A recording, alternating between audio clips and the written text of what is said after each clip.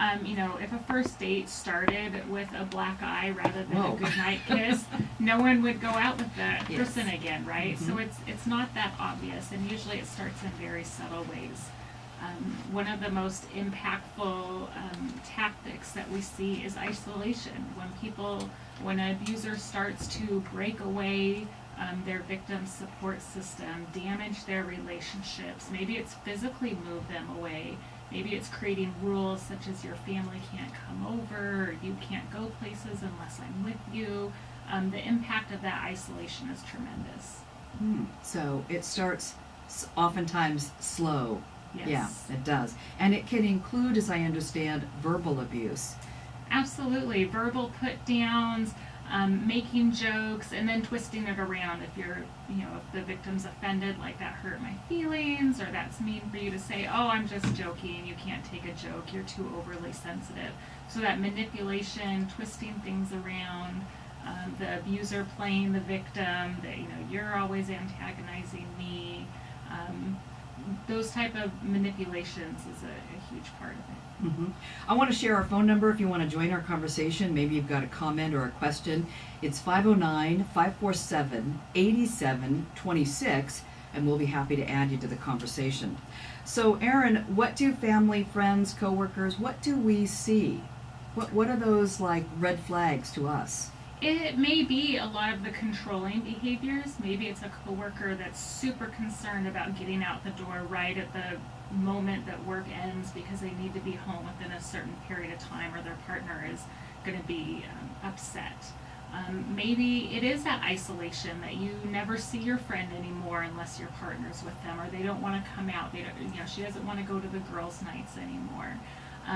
Maybe it's that, family isn't coming over to the household anymore.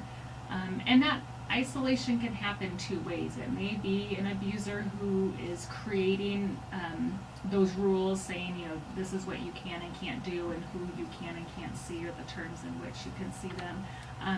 But it may be even more subtle than that. Maybe they're just creating so much conflict that the victim starts to pull away because they think, I just don't want to deal with that fight when we go to my family barbecue.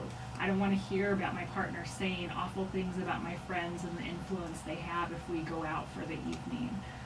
Or maybe it's the friends and family pulling away because they see that conflict, right? That every time we get together, he's, following her around. He, won't let her talk to anyone else without him standing by her side.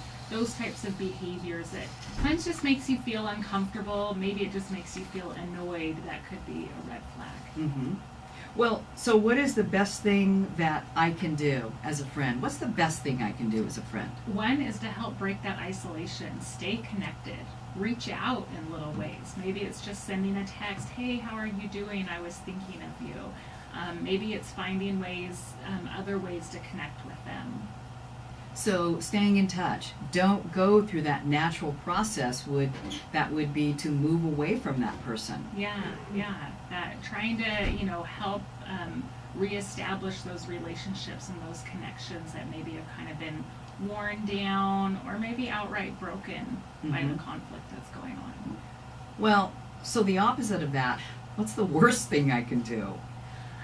It's pretty easy sometimes because we care about people. We want things to change. We want them to stop. We think about, having an intervention or having tough love, confronting them. These are all the horrible things about your partner. Here's all the reasons why you shouldn't be with them. You need to break up. You need to leave. Here's the plan. I'm going to help you. Let's do it right now. Ah, that's the worst I can do, huh?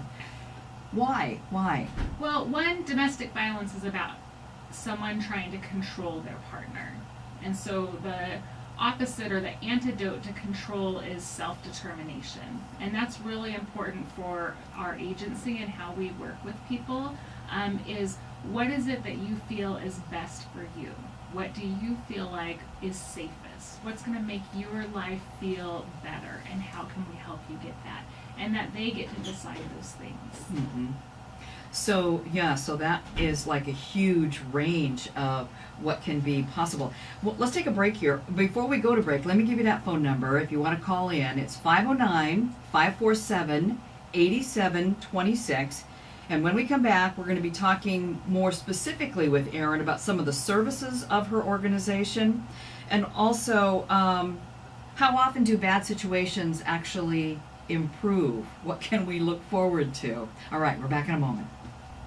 Welcome back to Meet in the Middle. I'm Christine Brown. My guest today is Erin Gailey. She's with Domestic Violence Services of Benton and Franklin counties. Over the break, I asked her about how many people do you serve a year, and she said 1,000. That's a lot of people.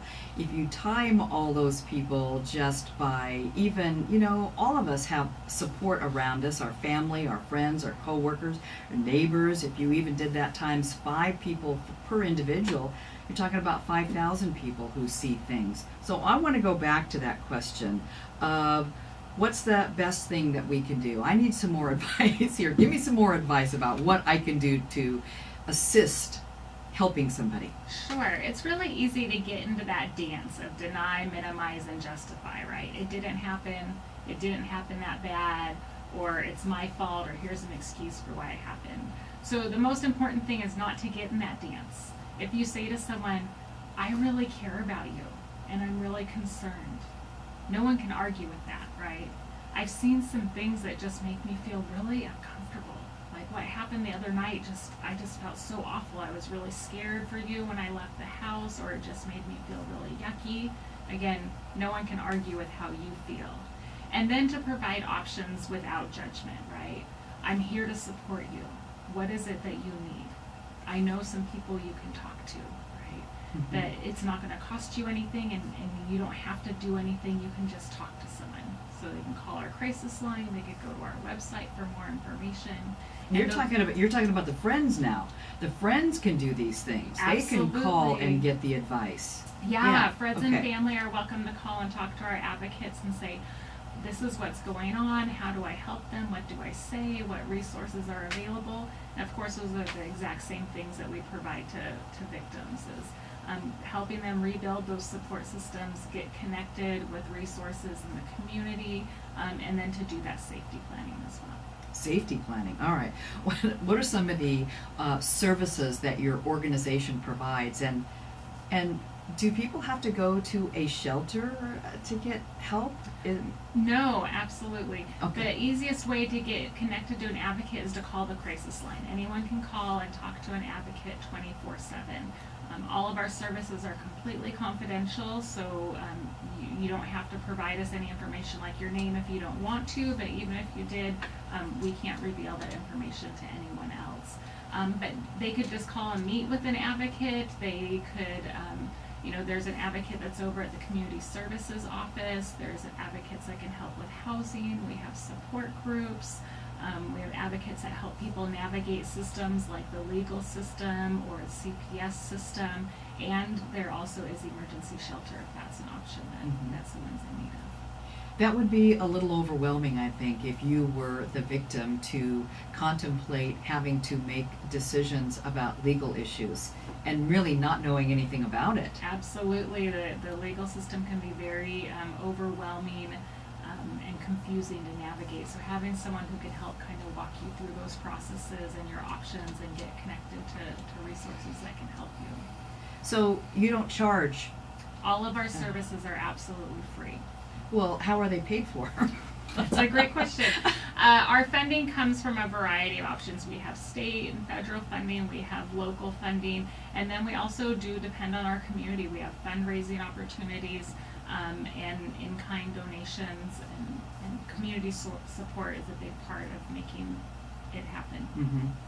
One of the things I have learned sitting here is that a lot of people are looking for volunteer opportunities that are really engaging. And people like all different kinds of volunteer. Some people like to sit on boards, other people like to be right on the front line, where rubber meets the road in helping people or animals or whatever. So do you have volunteers? Absolutely. We very much depend on our volunteer support. So we need volunteers that can do everything from helping with community events, helping with fundraising, helping with just basic organizational projects like putting together food boxes, or even helping work with survivors directly, whether it's on the crisis line or in the courts or at our shelter. Mm-hmm. Well, I kind of looked at this and thought that there were like three outcomes possible. One, people can leave their situation, they can tolerate their situation, or it can somehow get fixed. How often do you see situations that are really harmful and hurtful get resolved so that people are happy, whatever that definition of happy is? I don't know, but get resolved.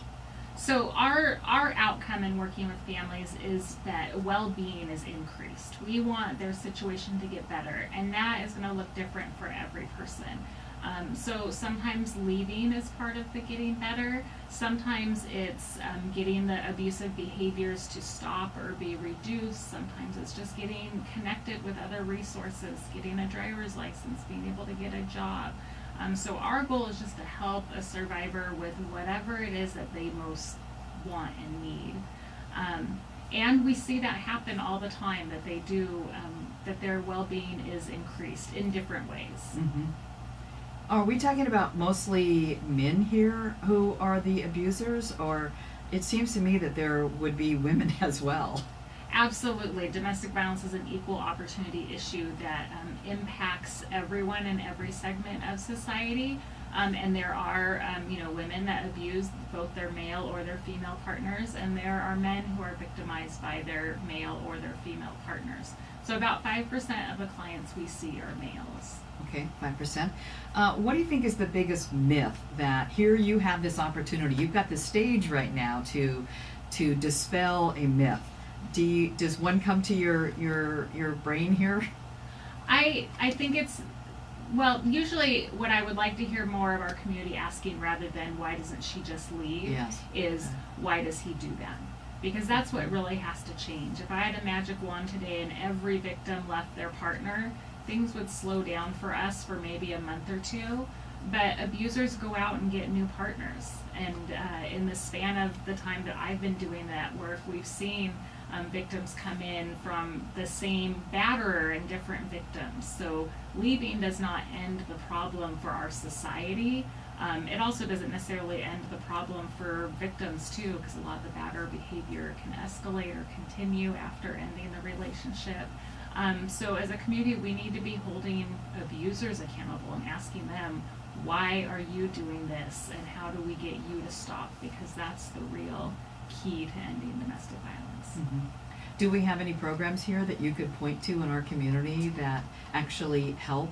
There are some batterer treatment programs in our community, and so that is a great resource for someone who feels like, they're not behaving in a way that's safe for their partner and their family. So yeah, those resources are available.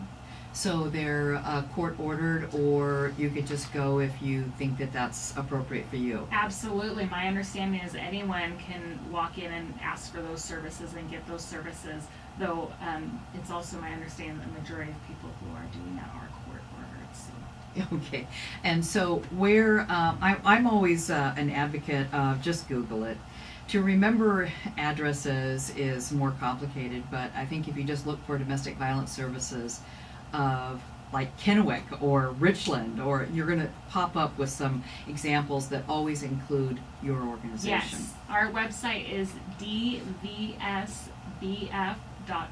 So those are our initials, Domestic Violence Services BentonFranklin.org. All right, Erin, well, we've learned quite a bit today about this, and we've learned that there are significant services in our community, and they are there waiting to help people. And I appreciate you coming in today Thank and you. sharing that with us.